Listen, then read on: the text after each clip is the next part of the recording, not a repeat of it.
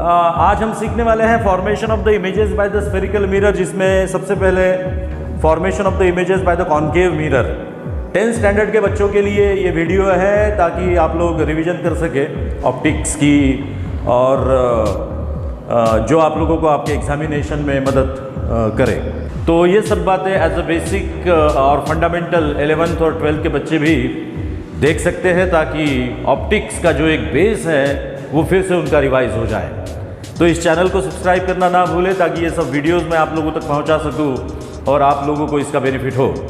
तो चलो शुरू करेंगे कैसे स्फेरिकल मिरर इमेजेस फॉर्म करते हैं,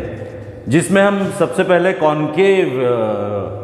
मिरर कैसे इमेज फॉर्म करता है ये सीखेंगे, और उसके बाद में हम कॉन्वेक्स मिरर की बात करेंगे।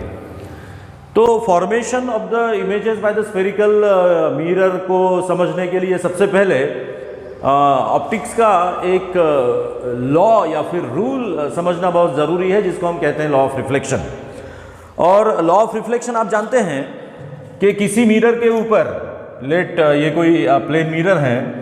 और इस प्लेन मिरर के ऊपर अगर कोई लाइट का रे इंसिडेंट होता है एट अ सर्टेन एंगल, तो ये अगर इंसिडेंट रे है और फिर ये इंसिडेंट रे जहाँ पर गिरा इस मिरर के ऊपर, यहाँ अगर इस मिरर को कोई हम नॉर्मल ड्रॉ करेंगे तो ये नॉर्मल और इंसिडेंट रे इन दोनों के बीच का जो एंगल होता है इसको हम कहते हैं एंगल ऑफ इंसिडेंस। और फिर इंसिडेंट होने के बाद में जब ये रिफ्लेक्ट होगा, तो ये रिफ्लेक्ट होने के बाद में रिफ्लेक्टेड रे और नॉर्मल इन दोनों के बीच का एंगल, जिसको हम कहते हैं एंगल ऑफ रिफ्लेक्शन। अब प्रैक्टिकली और theoretically from the Huygens wave theory of light ये प्रूव किया जा सकता है कि angle of incidence is equals to angle of reflection होता है। तो ये रूल बच्चों याद रखना, angle of incidence is equals to angle of reflection. और इसी एक रूल के ऊपर से हम फॉर्मेशन इमेजेस का कैसे होता है फ्रॉम द कॉन्केव मिरर, बिल्कुल इसको आसानी से समझ सकेंगे। तो सबसे पहले हम लोगों को कॉन्केव मिरर को समझना है। इमेजिन करिए कि हमारे पास ऐसे कोई एक कांच का हॉलो स्फीयर है, और इस कांच के हॉलो स्फीयर का कुछ हिस्सा, जैसे इस कांच के स्फीयर का कुछ हिस्सा अगर हमने काट कर हटा दिया, अगर हमने इसको यहाँ से काट कर ऐसे हटा दिया, तो बचा हुआ जो हिस्सा है इसको अगर हम पीछे से बैक साइड से, मतलब इधर से अगर कोटिंग करते हैं सिल्वर का, और तो फिर ये बन जाएगा हमारा कॉन्केव मिरर। मतलब ये कॉन्केव जो मिरर है हमारा, इसकी ये बैक साइड है और ये फ्रंट साइड है। अब मिरर का ये जो मतलब हिस्सा है, जो स्फीयर का जो हिस्सा था, इस मिरर का जो सेंटर होगा, इस सेंटर को कहते हैं पोल। और इस पोल पर अगर कोई परपेंडिकुलर आप ड्रॉ करेंगे तो इसको कहते हैं प्रिंसिपल एक्सिस, इसको कहते हैं प्रिंसिपल एक्सिस। अब देखिए, सबसे पहली बात, अगर प्रिंसिपल एक्सिस को पैरेलल ट्रैवल करता हुआ कोई लाइट का रे मिरर पर अगर इंसिडेंट होता है, तो अकॉर्डिंग टू दिस रूल जितना एंगल ऑफ इंसिडेंस होगा उतने ही एंगल ऑफ रिफ्लेक्शन से वो रिफ्लेक्ट होगा, और उतने पर्टिकुलर एंगल ऑफ रिफ्लेक्शन से रिफ्लेक्ट होने के बाद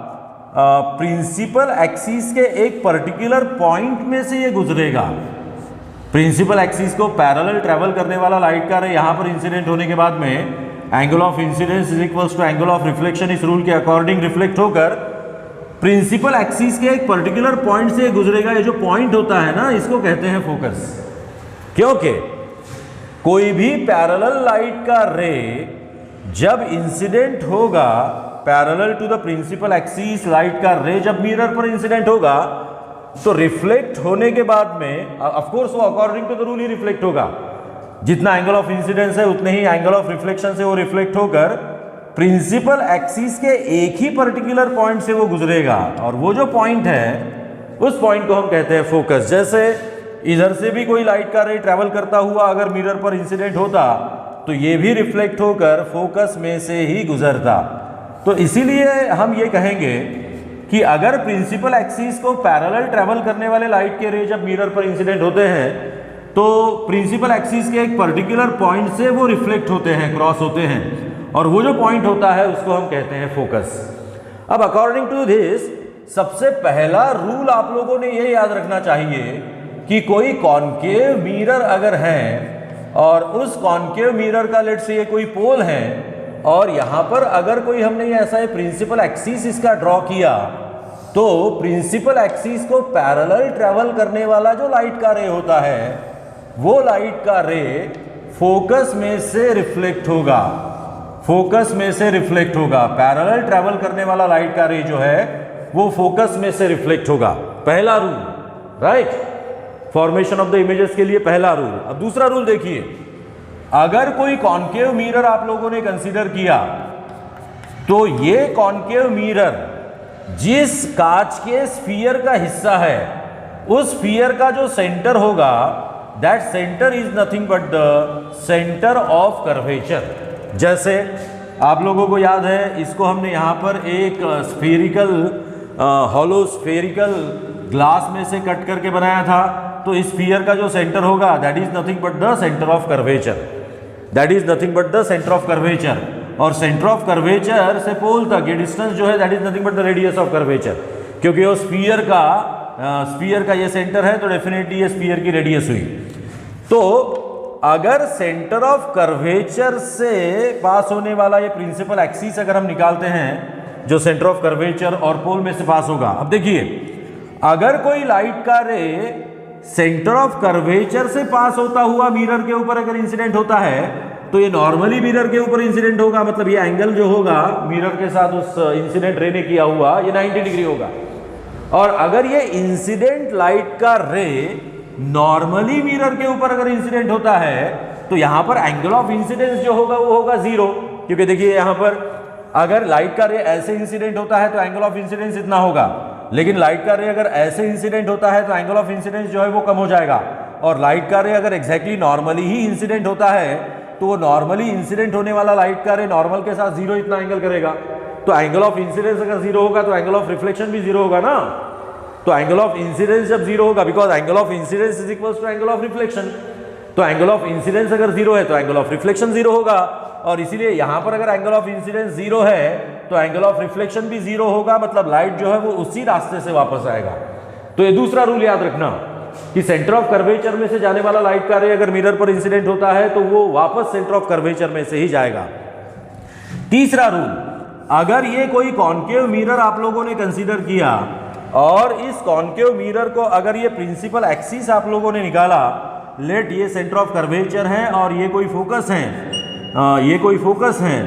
तो ऐसे सिचुएशन में फोकस में से अगर कोई लाइट का रे इंसिडेंट होता है मिरर के ऊपर तो वो parallel to the principal axis reflect होगा। देखो parallel to the principal axis incident होने वाला फोकस में से रिफ्लेक्ट हो रहा था, अब फोकस में से जाकर मिरर के ऊपर इंसिडेंट होने वाला जो है वो parallel to the principal axis reflect होगा। तो ये तीसरा रूल आप याद रखेंगे, पहला, दूसरा और तीसरा।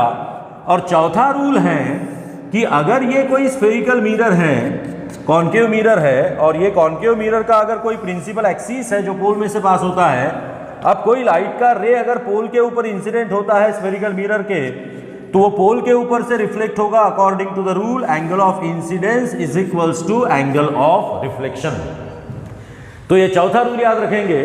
कि पोल के ऊपर अगर कोई लाइट का रे इंसिडेंट होता है at a certain angle to the principal axis तो वो उतने ही एंगल से रिफ्लेक्ट होगा according to the rule angle of incidence is equals to angle of reflection. तो ये 4 rule formation of the images के लिए आप बिल्कुल अच्छी तरह से याद रखेंगे, और ये अगर आप लोगों ने याद रखे तो इमेज कैसे फॉर्म होती है इसको निकालना या समझना बिल्कुल ही आसान होता है। तो चलो अब जल्दी से वो शुरू करेंगे कि इमेजेस कैसे फॉर्म होती है, कॉनकेव मिरर जो है वो इमेजेस कैसा फॉर्म करता है।